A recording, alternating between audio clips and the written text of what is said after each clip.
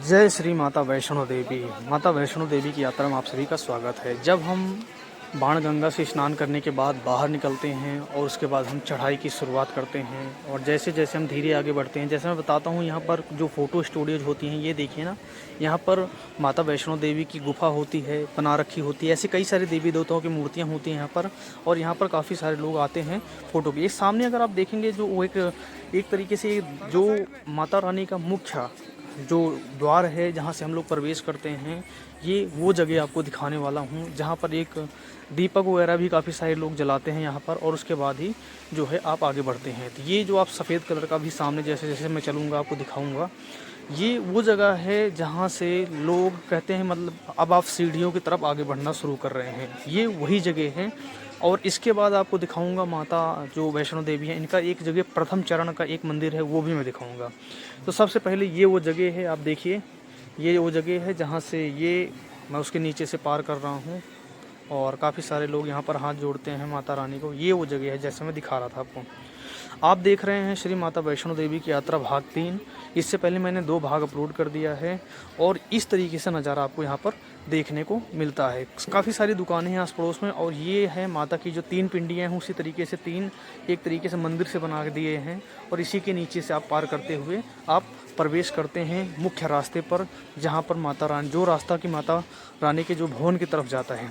तो चलिए आगे बढ़ते हैं, और जो आगे आपको चीज़ें होने वाली हैं वो भी मैं आपको दिखाने वाला हूँ। एक बार कमेंट में जय श्री माता वैष्णो देवी ज़रूर लिखें। जैसे स्टूडियो को बताता हूँ तो आप स्टूडियो ये आप देख सकते हैं, और आप अगर इस वीडियो को देख रहे हैं फेसबुक पे तो मुझे फॉलो ज़रूर कर लें इस वीडियो को लिए, और अगर आप यूट्यूब पे देख रहे हैं तो चैनल को सब्सक्राइब ज़रूर कर लें, और हाँ, आप वीडियो को शेयर ज़रूर करें अगर वीडियो को पसंद आ रही है। तो मैं आगे बढ़ता हूँ यहाँ से। आप जैसे थोड़ा आगे बढ़ते हैं तो काफ़ी सारे लोग पैदल नहीं चल पाते हैं, चलने की हालात में नहीं होते, तो यहाँ से आप घोड़े वगैरह ले लेते हैं, कुछ लोग पालकियाँ भी ले लेते हैं।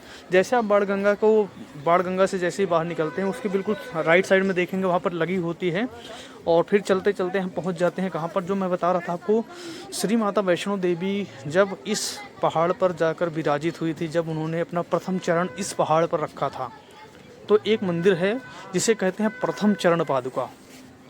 ये वही मंदिर है, मैं आपको दिखाने की कोशिश कर रहा हूँ। ये है प्रथम चरण पादुका। अभी मैं आपको जूम भी करके दिखाऊंगा यहाँ पर क्या है, और यहाँ पर कुछ इस तरीके से नज़ारा है। ये माता का प्रथम चरण पादुका है। काफ़ी सारे लोग अंदर जाके दर्शन भी करते हैं, और कुछ लोग दर्शन नहीं करते हैं तो माता रानी को दूर से ही, मतलब बाहर से ही माता रानी को जो है प्रणाम करके और निकल जाते हैं। एक खास चीज़ आपको यहाँ पर आप देखोगे, गाय की बात करूँगा मैं। यहाँ पर गाय आपको दिखेंगी और बछड़े आपको दिखेंगे। उनकी हाइट बहुत ज़्यादा छोटी होती है, और ऐसे गाय और बछड़े हैं जो कि सीढ़ियों पर आसानी से चलते हैं। ये एक ख़ास चीज़ मैं आपको बता रहा हूँ दिखाने की, क्योंकि ये आप जाओगे तो आप कभी भी देखोगे, आपको कई सारी चीज़ें, देखिए मैं दिखा रहा हूँ जूम करके आपको, इसीलिए कि प्रथम चरण माता रानी का जो है वो इसीलिए सबसे ज़्यादा यहाँ पर जो है एक तरीके से कहते हैं। ये देखिए माता रानी का ये दरबार, और ये अगर जूम करके आपको दिखाता हूँ, यहाँ पर पूरी कहानी लिखी हुई है कि जब माता रानी पहाड़ों पर जिस तरीके से वो आई थी, और उसके बाद उन्होंने जैसे अपना आगमन किया था, प्रथम चरण इसी जगह पर रखे था, और इसी जगह पर जो है माता वैष्णो देवी की प्रथम प्रतिमा स्थापित है। प्रथम दर्शन माता वैष्णो देवी की ये होता है। जैसे आप थोड़ी सी आगे बढ़ते हैं तो आपको ये चीज़ मिलता है प्रथम चरण पादुका माता रानी का। फिर हम थोड़ा सा और आगे बढ़ते हैं तो कुछ आपको नई चीज़ दिखाता हूँ।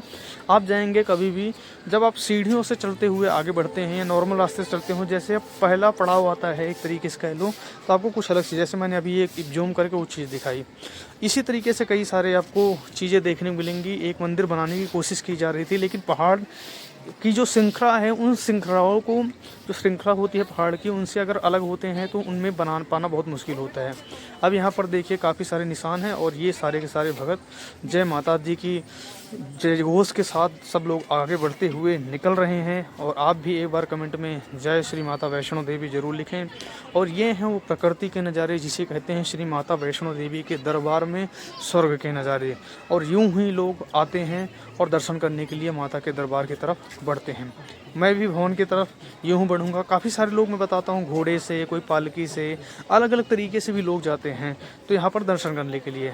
फिर आप आगे बढ़ोगे तो आपको जैसे सीढ़ियाँ होती हैं, जैसे ये वह सीढ़ी थी 526 सीढ़ी, तो यहाँ से मेरे को 526 सीढ़ी को पार करके मैं भी यहाँ पर ऊपर चढ़ के आ गया था।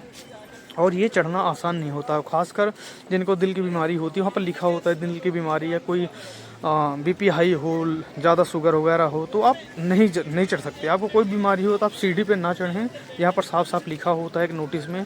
और अगर आप बिल्कुल फिट हैं तो आपकी फिटनेस भी वहाँ पर दिखाती है कि आप चढ़ पाओगे नहीं। 526 सीढ़ियाँ एक साथ चढ़ना जो है सबके लिए मुश्किल हो जाता है, लेकिन मैं फिट था और मैं ऐसी कई सारी सीढ़ियों को पार करते हुए मैं आगे बढ़ता गया था। सब कुछ माता रानी की कृपा होती है, आप कुछ भी नहीं करते हैं।